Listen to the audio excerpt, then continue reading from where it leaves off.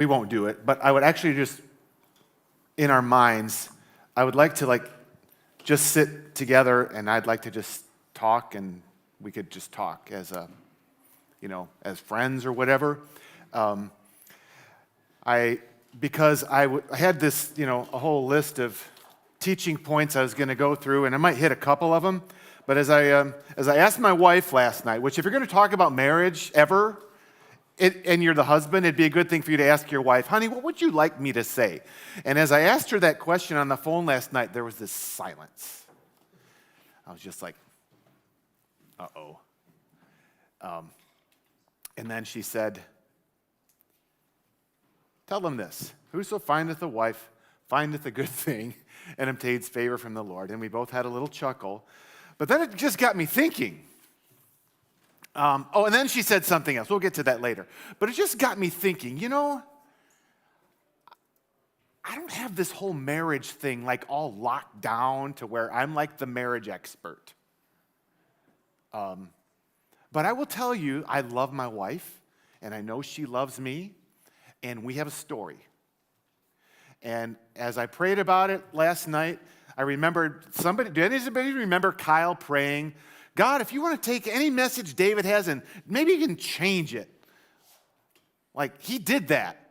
And by the way, Kyle, I have determined you are the villain in this week's story. Okay? And I just thought, you know what? Okay, the notes are fine, but I'm going to tell you our story. I'm going to basically tell you our love story. This was a title to a message that our pastor back home gave, Love Song, where he taught through the whole Song of Solomon. And I asked him if I could borrow this slide because, my idea about marriage is that it really is a love song. Now, if any of us listen to, the radio, popular radio or music, we would know that the majority of songs have something to do with romantic love, okay? So if I were to ask you, I'm just going to get a chair, okay? If I were to ask you, do you know your parents' love story? Do they talk about it? I don't know what you'd say. I hope my children could say, I know my mom and dad's love story. My guess is that what might go to their mind is how did you meet? Because that's usually the juiciest, most fun part. And that's going to be the prominent feature of our conversation or my talk today is how my wife and I met. But that's not our love song. And it's not our love story either. So what my hope is that it'll be 39 years for us this year. And by the way, today is 41 years for me as a Christian. And that is woven into our story. So we're going to just touch on some of that. But I guess I just want to tell you how my wife and I met and how we fell in love. It's really an amazing thing. And I don't set it up as the pattern, okay? And that's the beauty of a story. It's a story. Now, there's points in it that, I hope you guys see. This was something good that happened, and this is why. And, okay, good. The other thing, too, is I realize that as we talk about, the topic today would be marriage, not everybody here is going to wind up getting married. Did I say that right? No, not everybody here is going to wind up getting married. And it doesn't mean that maybe you haven't wanted it. And that's the reality. There are dreams that you and I have, whether we wind up getting married. The truth is those that have wanted to get married and do eventually come to the point of wondering, did I marry the right, or some might come to the point of saying, did I marry the right person? Or realizing this isn't what I expected or signed up for. Even then, our dreams, having felt like we reached them, we really wonder, what happened? And so I guess I'll just say, I think we should just keep bringing all of our dreams to God. and keep allowing him to, like the Psalm 37:4 says, delight yourself in the Lord, and he shall give you the desires of your heart. And there's a promise there. It's not that necessarily that whatever I'm longing for in my heart, God is guaranteeing me he's going to bring. But together, I can delight myself in the Lord and find both the fulfilling of my dreams, or if I have to die to one of my dreams, he gives me new ones that he fulfills. And either way, we win. So I remember from the time I was a little boy. So by the way, I grew up in a home. My mother was married and divorced 3 times. And I grew up without a dad. That was really the biggest pain of my life. Where I grew up in middle-class Metro Detroit, there was in my grade school, there was like 100 students, 3 classes. And I knew most of them because I grew up there my whole growing up, years. And among the 100 of us students, there wasn't even a handful that I knew had divorced families, but it was my situation. And I would envy, like back then too, most of the moms were stay-at-home moms, and the kids could go home for lunch. And, I looked at that, and I longed for that. I had to come home and either stay at a friend's house, or I had 2 older sisters, but they were busy. So anyways, all that's to say is I grew up with some yearnings for a family life like many around me that I saw. And like I knew my best friend, his dad was an alcoholic, and I knew there was trouble there. So my mom did a really good job of not embittering me against my dad. I later learned that, I knew he was a wicked man. I remember being taken to a drug house when I was, we would visit for the weekend or something, and it was terrifying. And so he introduced us, my sisters and me, not primarily more to them, to drugs. And so that's just kind of an idea of maybe where some of the biggest needs or wounds were in my life.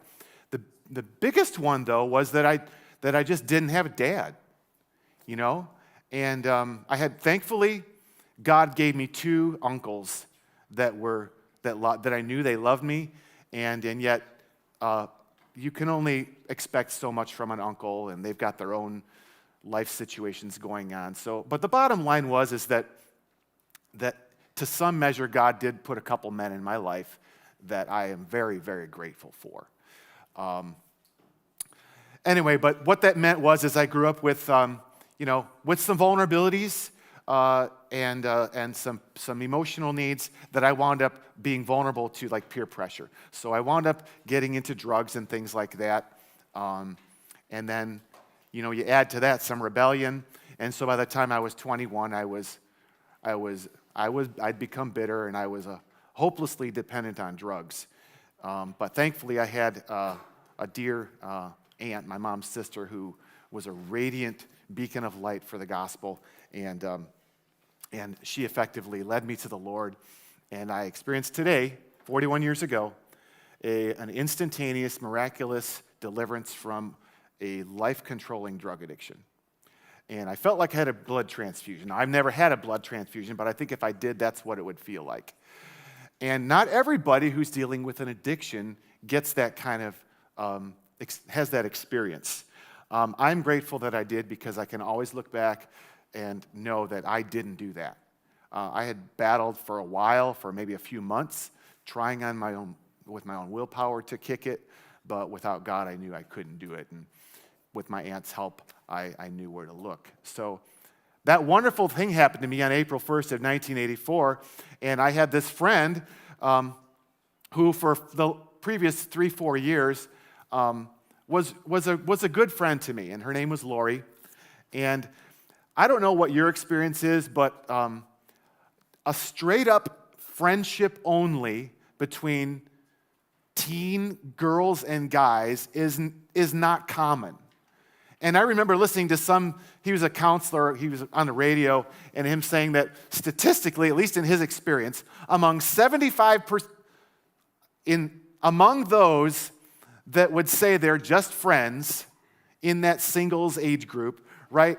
In 75% of the cases, at least one side or the other would like it maybe to be something more. Now, I don't know, maybe your experience is different from that, but I'm like, I could kind of believe that. And in our case, I would say that for the most part, we accepted the fact that we were just friends. And that meant we saw ourselves on our good days and our bad days, and the whole facade that kind of marks a lot of dating or hopefully dating kind of situations we didn't have to deal with because we just were like who we were. Anyway, so it was natural for me when I got set free from drugs to just go tell my friend what happened to me. And what I didn't realize is that she was searching too. And so she was like ripe fruit for the picking.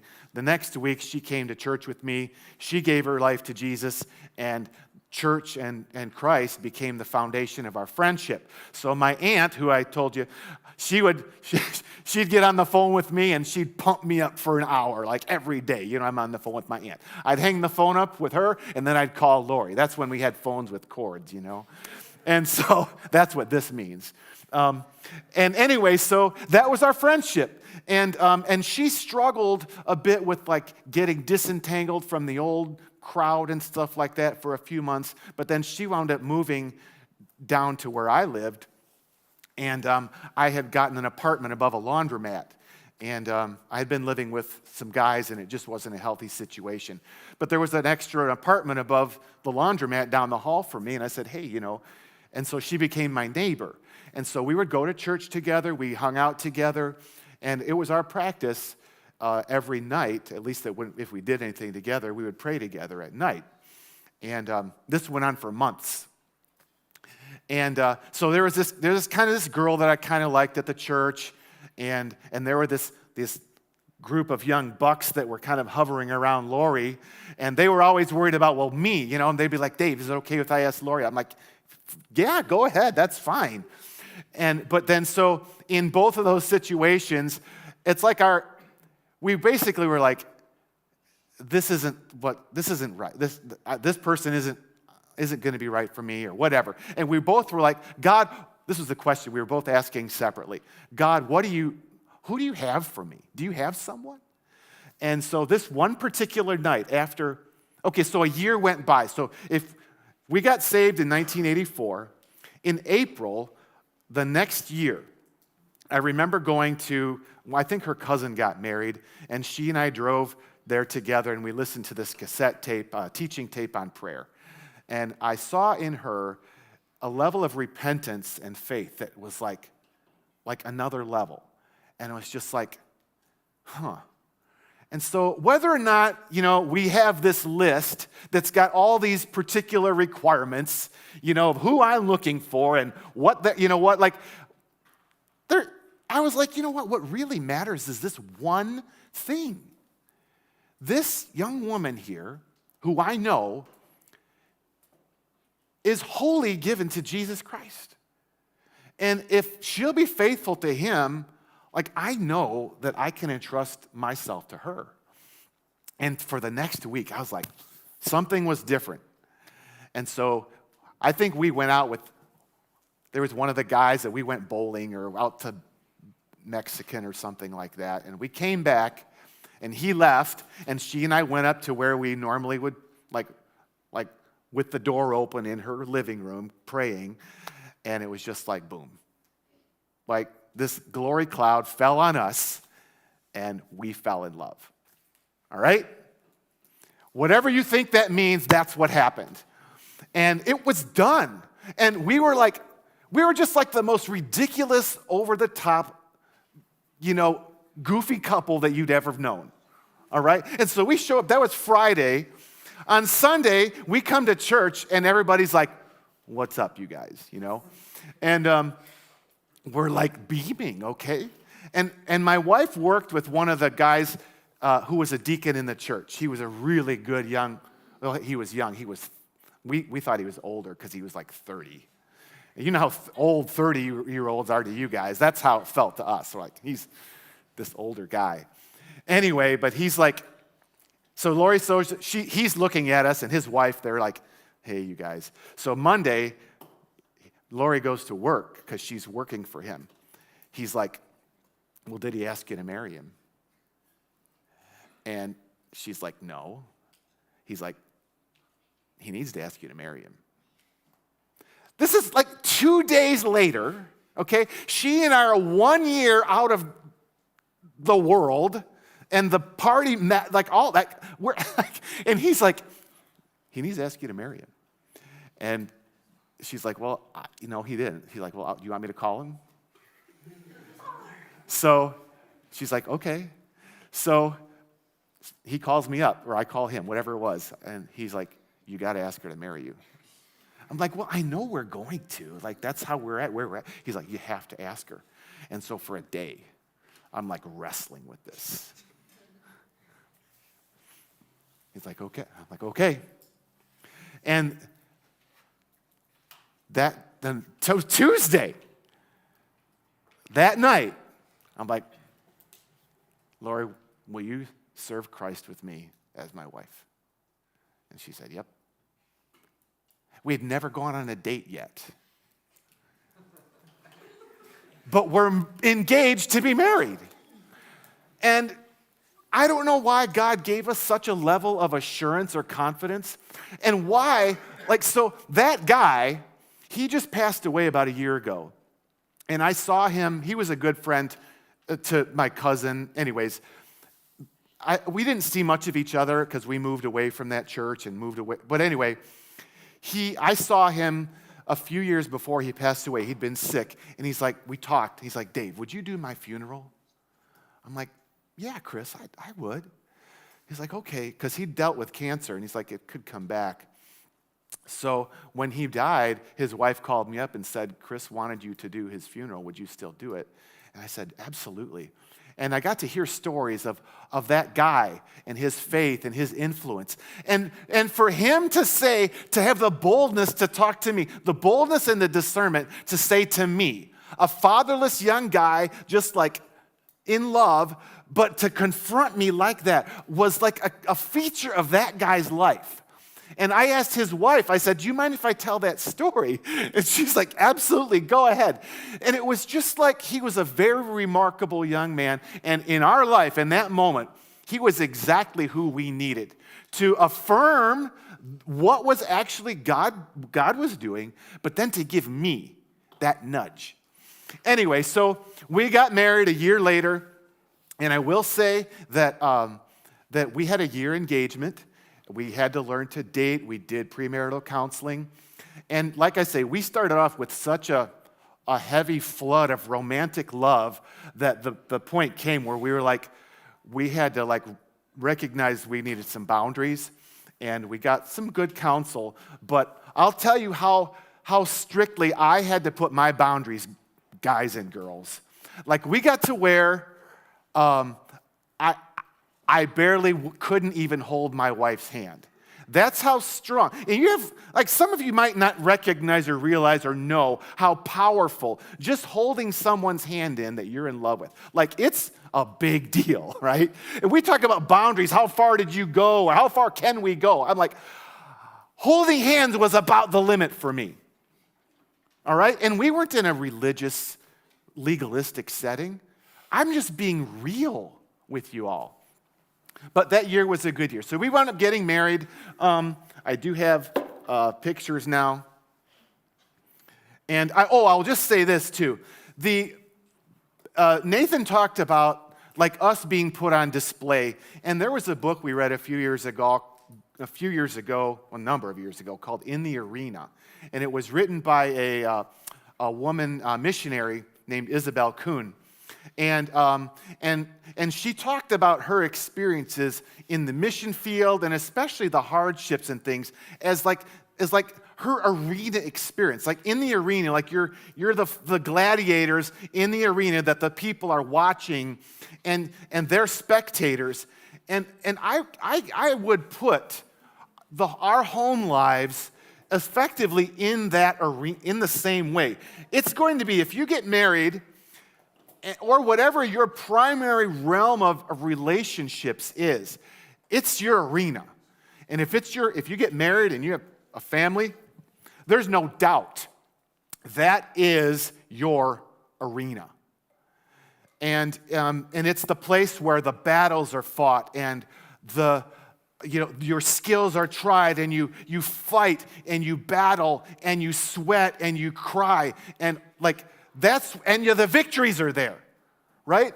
I'll also say, as I show you this young couple, I was 23 when I got married, and Lori was 24. So that was us on our wedding day. Really on our wedding day, not the other one. I've got a couple others. I'll show you this one too. This is another one from our wedding day. Can you see that one? All right. So that was us. What was I going to say? But that will be your arena. And here is why, when we talk about the great victories that we experience there, but also the failures, here's teaching point number one. Marriage has a bunch of different purposes in its design, but as it relates to us, it's the context through which the highest level of intimacy is found. And intimacy is really what the human heart is really longing for most, okay? And what it means is, it just means that I want to know somebody, and I also want the experience of fully being known and accepted. And really, our capacity as humans is very, the number of people that we can actually, experience that it's really very small. Maybe 2, 3 people at the most. Maybe some people have a bigger capacity for truly intimate, best kind of friends.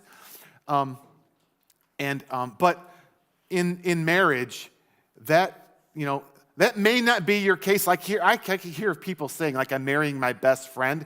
It might not be that way for you, and that's okay. Don't necessarily say, I have to be able to say, this person is my best friend. But you have to acknowledge the fact that you're being brought into an intimacy that will require them to be the one, the only, if you will, the primary one. Now, there are definitely values to having other good friends that you can confide in, but it's full-on intimacy. And here's the price for intimacy is vulnerability. All right? Otherwise, we're putting protective guards up. See, and here's why, because when we're fully vulnerable, it's when we can get hurt, right? And if we've been hurt, it's human nature to put up the guards, to protect yourself, right? But you know what we're doing at that point? Is that safe? Well, no, it's not. If it becomes our mode of operating, because we will shut ourselves out from the things that really, really bring life. But that's where in family life, it's full-on vulnerability. We know each other for who we are, and that's where the greatest joys are felt. But there will be no one, you husbands and wives or future husbands and wives, there will be no one who can affect you as deeply as your spouse, both for the joy and the fulfillment as well as in the pain.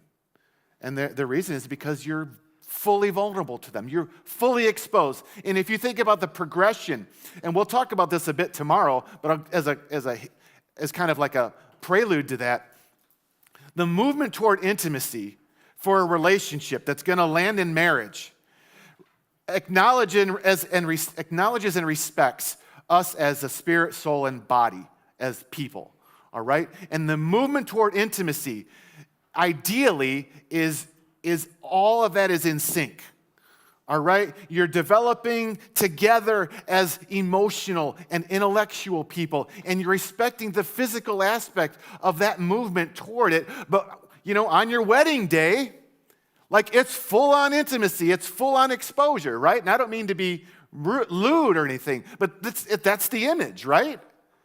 And it's a growth and it's a movement toward that never ends. But that's why in that arena is where the thrill of victory is and the agony of defeat is the hardest, right? Okay, so there are seasons. And everyone who observes or experiences romantic loves just, that's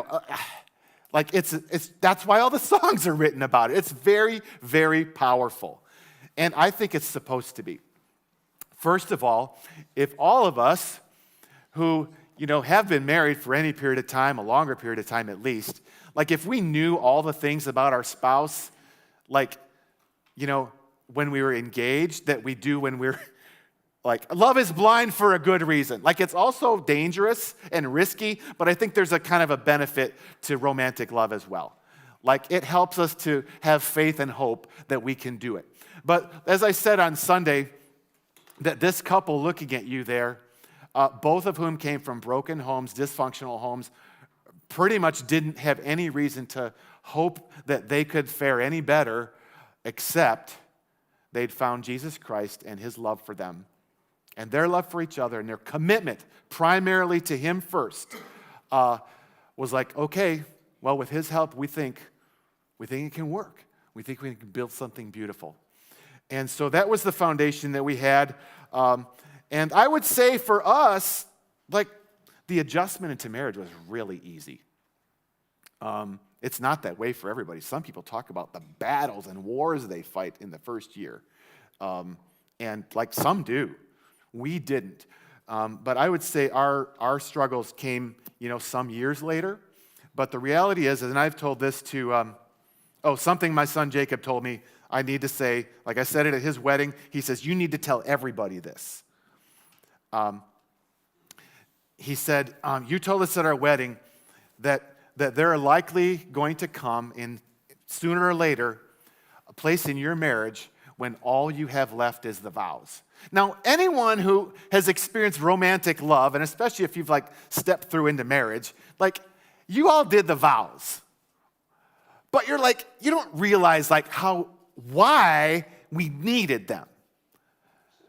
But you will. You'll need to be left with nothing else but those vows, almost guaranteed. And that's the value of the vows. It's because we're going to run out of this high-octane fuel that we're running on right now that makes us feel so light and breezy and easy. And we're going to hit the bumps. And the storms are going to hit you that are way harder than you would have ever bargained for as a Bible-believing, faith-filled Christian. Storms are going to come. Just be ready for them. And you realize that, you know what?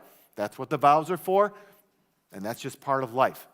And Nathan talked about the testing in the wilderness, and I've seen in my life that there are wilderness kind of experiences that kind of come back around. You know what I mean? There's always this big one, after you've made the commitment and verbalized it, right? But then there are times when your expectations about what life in the promised land was meant like how many people thought there's this whole theology of if I'm just in the promised land, life is good. You know what? The idea that actually that's when the battles start is very foreign to people. But now it's not. It's not foreign to you, at least. Be ready for it. And so there will be seasons in your life, and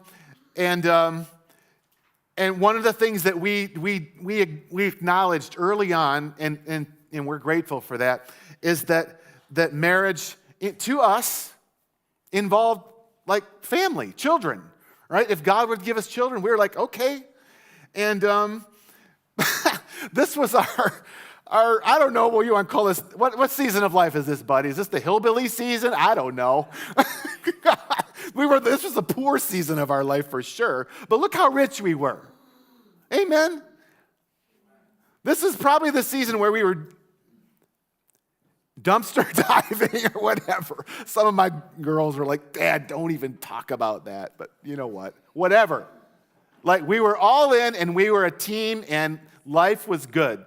And I was talking to one of the moms here over the break, and I can tell you that my prayer at this point in our lives every night when I would tuck this little family into bed is that they would know their daddy loves them and that God loves them. And for years, this was my daily prayer verbalized to them that if they left our home fully convinced of two things, that's it.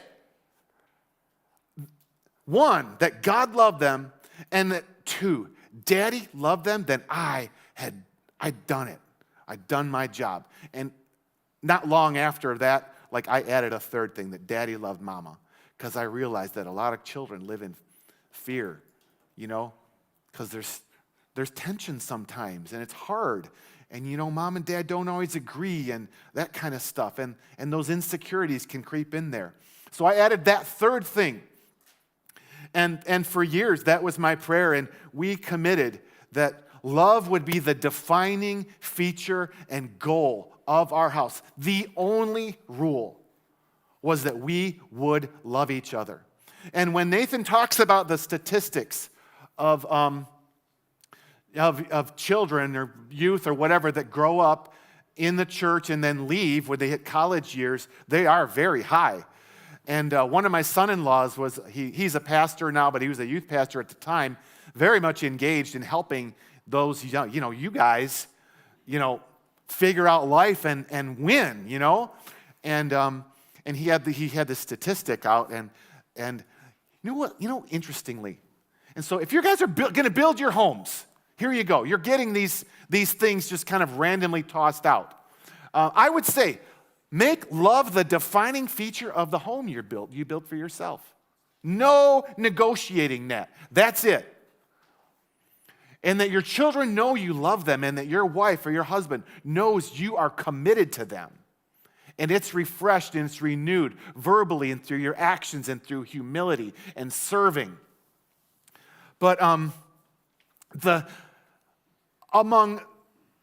I think it was 75% of those that stayed in church, the number one feature that marked the home they grew up in was they ate dinner with their family together 5 times or more a week. How spiritual does that sound to you? But I will tell you, I grew up in a home where I do not remember ever eating dinner with my family. On holidays, we might get together, but Mom was trying to work and support the family. My sisters were out doing their thing, and I grabbed what I could before I ran out and played on my bike or whatever. And for my wife and I, mealtime was we did it.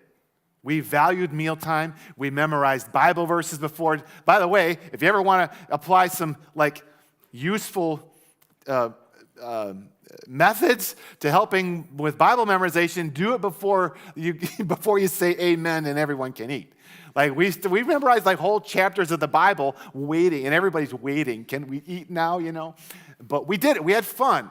And I think that was another thing too. And I hope that, I thoroughly, we had 11 biological children and we adopted 2. And for years, the deepest acknowledgement in my heart is that, I can't get around enough to make sure everybody's okay. I am desperately dependent on being, on God and whatever measure of observation I could have to make sure that, no one's falling apart, because there are, all those needs, right? So I desperately, I thoroughly enjoyed my children, and I was all in. And I hope that that among all my failures, and I've also said this too, is that if any one of my children, my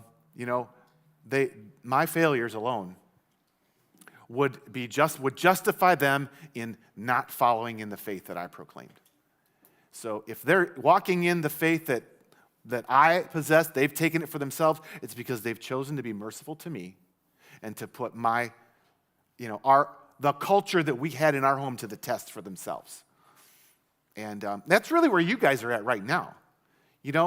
Whatever measure of exposure you've had to Christianity, you've had some to be here, but it's this time where you're evaluating it. And I want to encourage you to do that. Keep asking those questions. Why?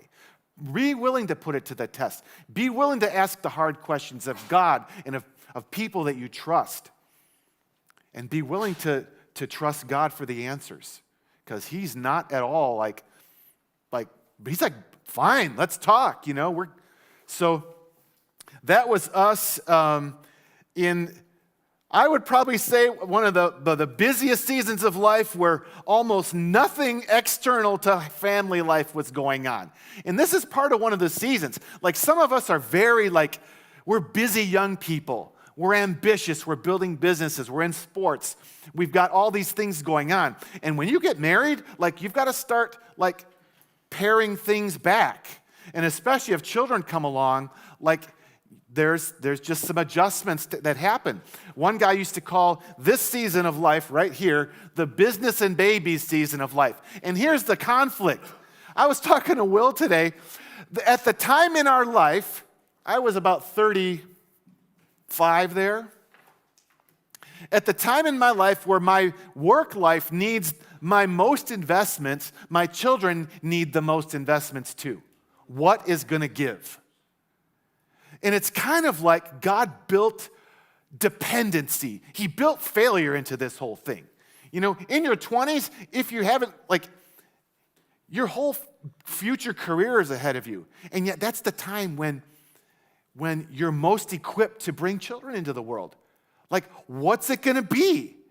And really what it comes down to, it's an opportunity to put our values to the test. What are we really valuing? And I'll tell you that by this time in my life, I had let go of some key career opportunities because I knew it would cost me time away from my home, where my most important investments were being made. And here's the thing. Relationships are investments, period. Marriage is a long-term investment. There are some short-term rewards that come along the way, and they're good. And they encourage us to keep investing. But then there are times when the market drops. It's a bear market at home, right?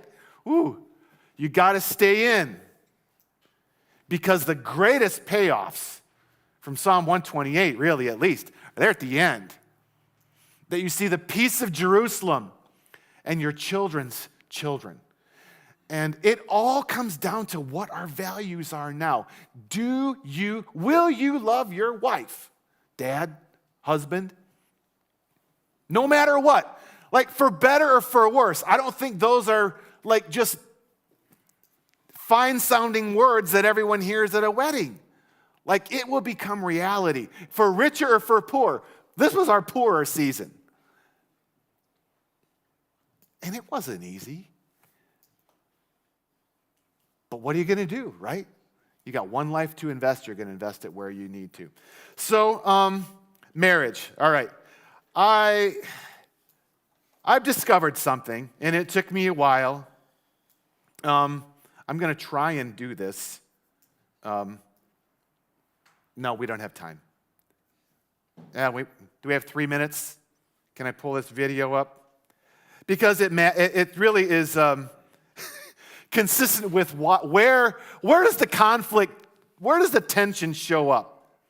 And it really comes down to a lot of the things that attract us about the opposite sex is that they're opposite, in a lot of ways, but more than we think. And some of you may have seen this, but it's kind of a humorous take on where... It's just, there's all this pressure, And sometimes it feels like it's right up on me, and I can just feel it, literally feel it in my head, and it's relentless. And I don't know if it's going to stop. That's the thing that scares me the most, is that I don't know if it's ever going to stop. Yeah. Well, you do have a nail in your head. It is not about the nail. Are you sure? Because, I'll bet if we got that out of there... Stop trying to fix it. No, I'm not trying to fix it. I'm just pointing out that maybe the nail is causing... You always do this. You always try to fix things when what I really need is for you to just listen. No, see, I don't think that is what you need. I think what you need is to get the nail See, out. you're not even listening now. Okay, fine. I will listen. Fine. It's just, sometimes it's like there's this achy, I don't know what it is. And I'm not sleeping very well at all. And all my sweaters are snagged. I mean, all of them. That sounds really hard. It is. Thank you. Ow! Come on, if you would just... Don't. Try to see things my way. Do I have to keep on digging? Yeah.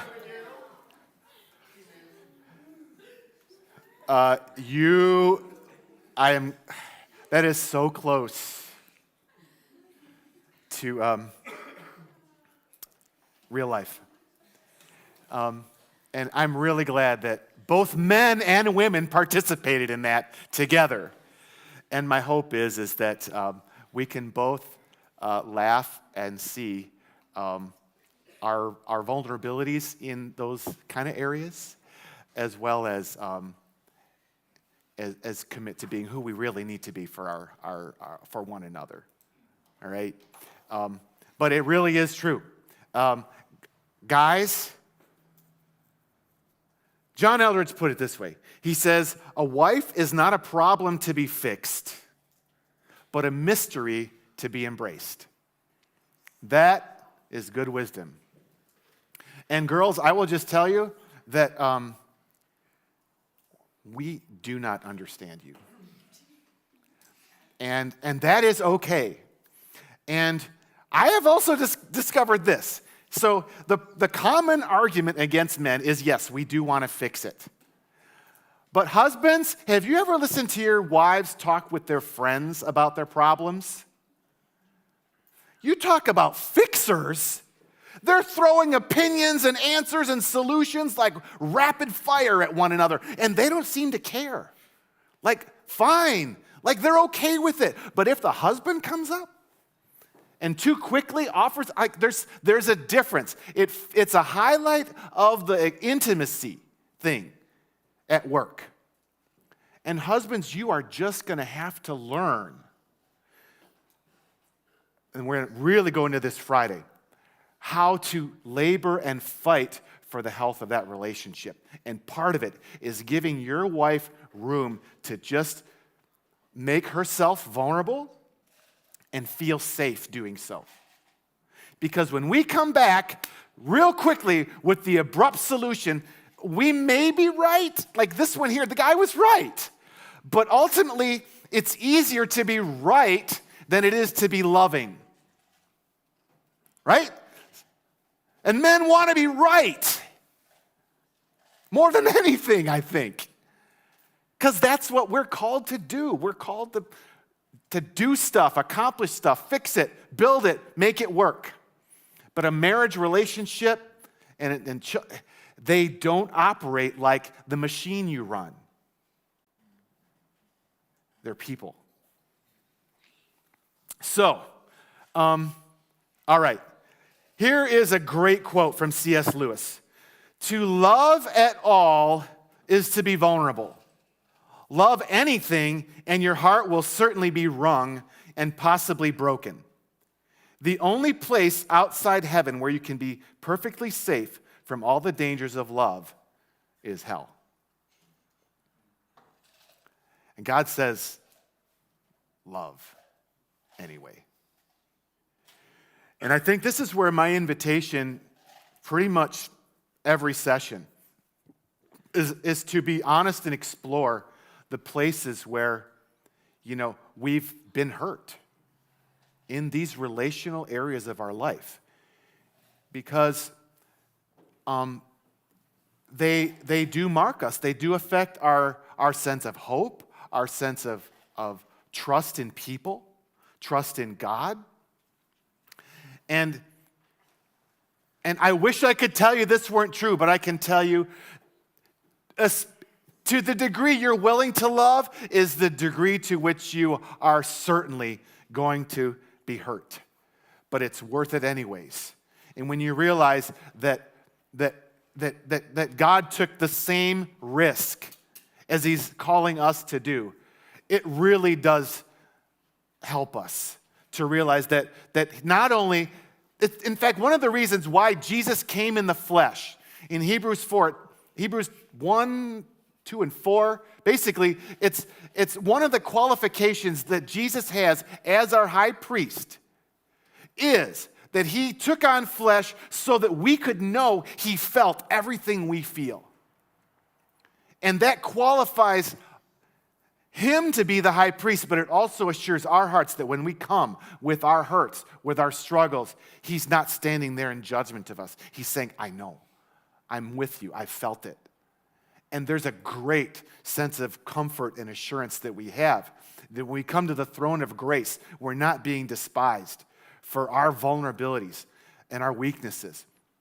And that he's there to come alongside us in that. If nothing else, we get the companionship and the comfort of someone who feels it with us.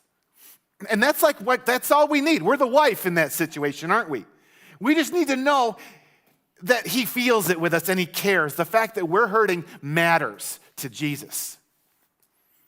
Another one of the designs in marriage is that it's a picture of the Christ-church relationship, both for us to experience God in that way as the bride, but also to be a witness to the world of what God's relationship with his true people is.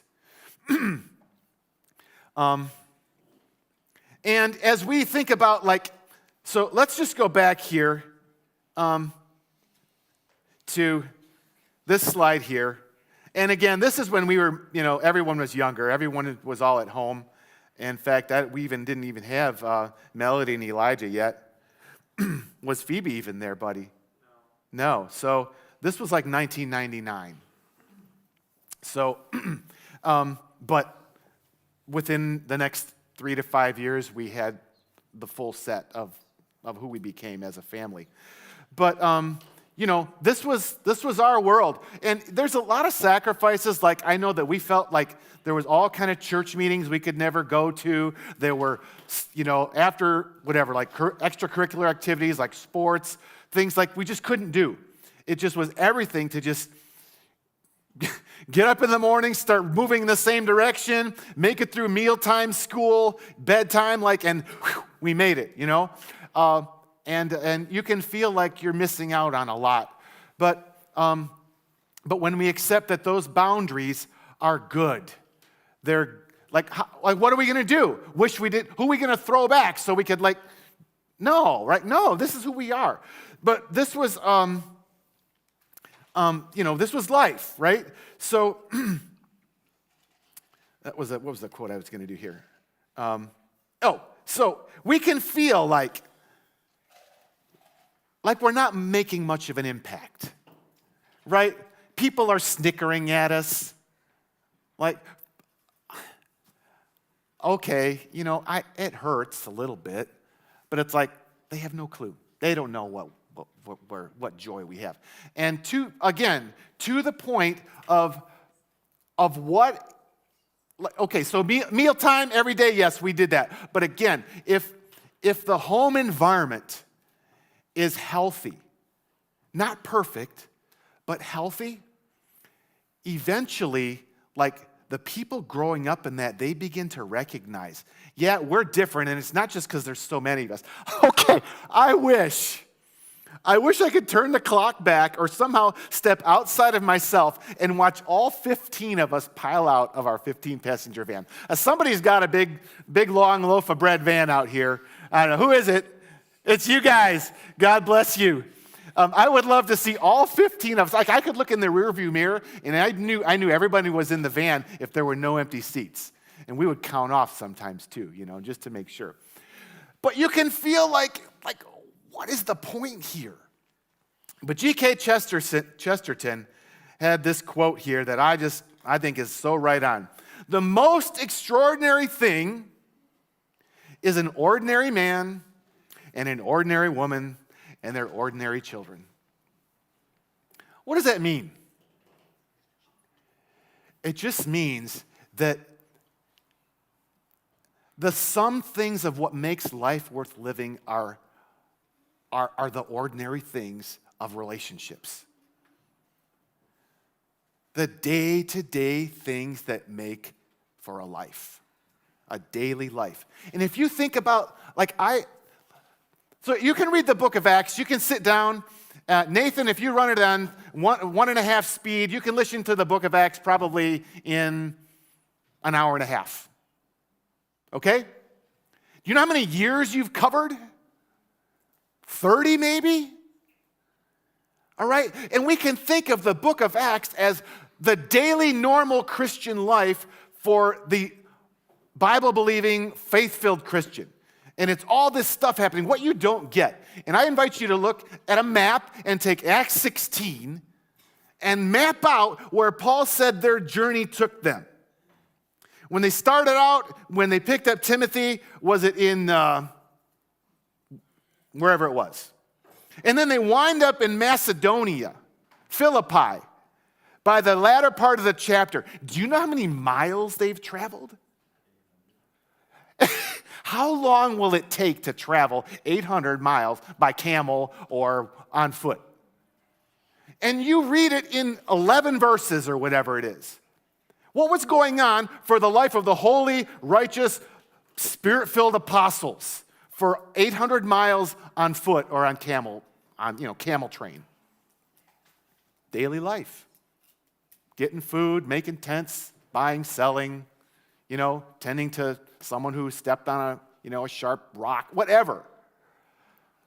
Daily life is not defined by our highest points. That's not like the sum quality of our life is not defined by the highlights.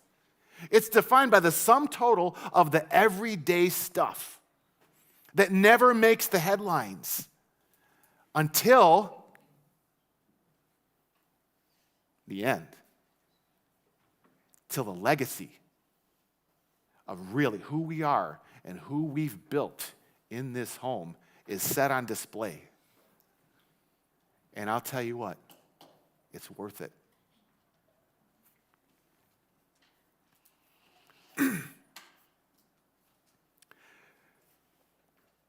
So I'm out of stuff. I've just given you everything here. And I hope it's encouraged you. I hope, and I'm confident, that Psalm 37:4 is true for you. That if you delight yourself in the Lord, if you find Him as satisfying and sufficient and complete, and you bring to Him your heart's desires, this Jesus who we've been called to walk with, He knows everything, doesn't He? And yet, and it even says in Scripture that He knows what we ask for before we ask. Yet He still says, ask, come.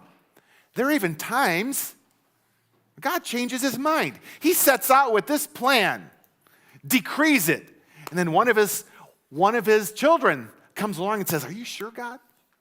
What about this? And God's like, yeah, all right, let's do this.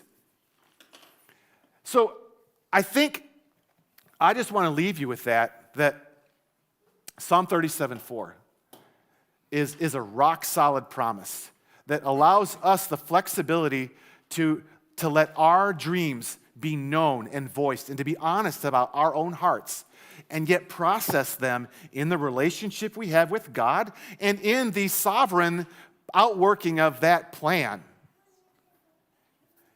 And what that means in terms of our dreams for our own lives, our careers, our families, children, all of those things. Church.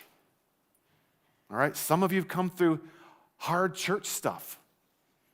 We're probably not going to have time to directly address some of that stuff, but I'm inviting you, take all that kind of stuff to God because it's going to factor into your hope for your own future and then how you respond to things that come up. Why the day is going to come where you're going to be in this relationship of intimacy with someone and something they do or say is going to trigger this reaction in you. And they're going to be like, why is that bothering you so much? And you're going to be like, I don't know. Well, It's an opportunity to just revisit, who am I? What has built my worldview, my view of life and things like that. So let's pray. God, I thank you that you've been a good father. You've been a good father to this fatherless boy. And I thank you for the wife that you gave me. I thank you for the life you gave us and are giving us still, for the blessing of the arena. God, that beautiful home, that beautiful box that you dropped us into. And engaged us and led us and committed yourself to help us experience the abundant life. And God, it's not over, and it's a rich life you're giving us. So thank you for this chance today to hopefully bring some hope and affirm some deep desires and some questions maybe, but also to help all of us process some of the disappointments in life without it really bringing your character and your heart toward us into question. So I leave my blessing, and I pray your blessing on this gathering of your children. In Jesus' name, amen. Thank you all.